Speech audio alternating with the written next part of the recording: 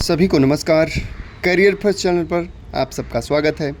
Dictation लिखने के लिए तैयार रहें। Ready start.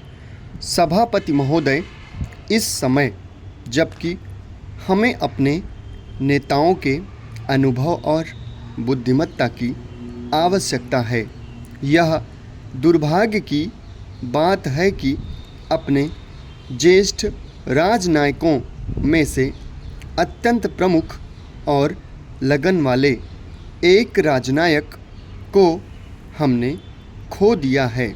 बड़े दुख के साथ मैंने यह सुना कि बड़े सवेरे कल श्री अयंगार की मृत्यु हो गई। अपने पूरे जीवन में उन्होंने अनेक उच्च पदों को दुर्लभ योग्यता से सुशोभित किया था। अपने स्वास्थ्य तथा अपने आराम का जिसके कि वह पूरी तरह अधिकारी हो चुके थे, विचार न करके वे अपने जीवन के अंतिम दिनों तक देश और जनता की सेवा में लगे रहे। जब कोई भी कठिन समस्या हमारे सामने आती थी तो सरकार में उनके सहकारी उनकी परिपक्व बुद्धिमत्ता पर निर्भर करते थे। उनकी मृत्यु देश और हम सबके लिए भारी हानि है, जबकि हम नवीन और समृद्ध भारत का निर्माण करने में तथा उन लाखों लोगों को सुख सुविधा पहुंचाने में लगे हुए हैं जिन्हें दरिद्रता के अभिशाप से भूतकाल में काफ़ी पीड़ित रहना पड़ा। संसार की समस्याएं हमारे सामने बलात् आ खड़ी होती हैं और हम न तो उनसे बच सकते हैं और न अपने को उनसे अलग रख सकते हैं। मेरी सरकार की अन्य देशों के मामले में हस्तक्षेप करने की लेस मात्र भी इच्छा नहीं है, किंतु स्वतंत्रता के साथ साथ अनिवार्य रूपेण भारत पर जो जिम्मेदारी आ पड़ी है उसको तो इसे निभाना ही है।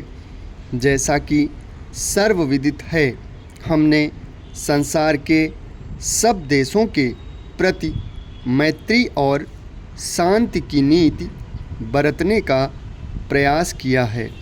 सनैह सनैह वे लोग भी जो इससे सर्वदा सहमत नहीं होते, इसे समझने और इसका आदर करने लगे हैं और यह बात मानी जाने लगी है कि भारत संसार में शांति का समर्थक है और वह ऐसा कोई कदम न उठाएगा जिसका परिणाम लड़ाई की प्रवृत्ति को जगाना हो।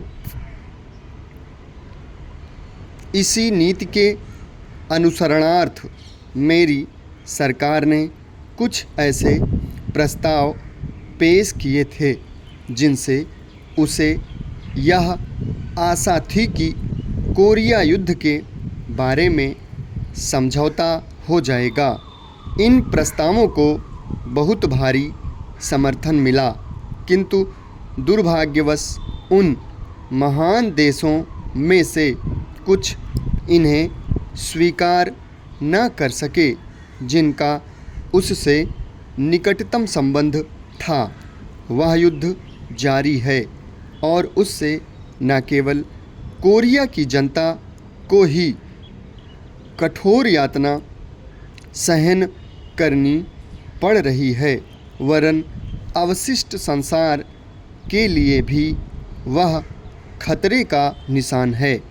सुदूर पूर्व पर प्रभाव डालने वाले हाल में किए गए कुछ वक्तव्यों से और उनके परिणाम स्वरूप कोरिया के युद्ध का विस्तार होने से समस्त संसार में बहुत आशंका पैदा हुई है।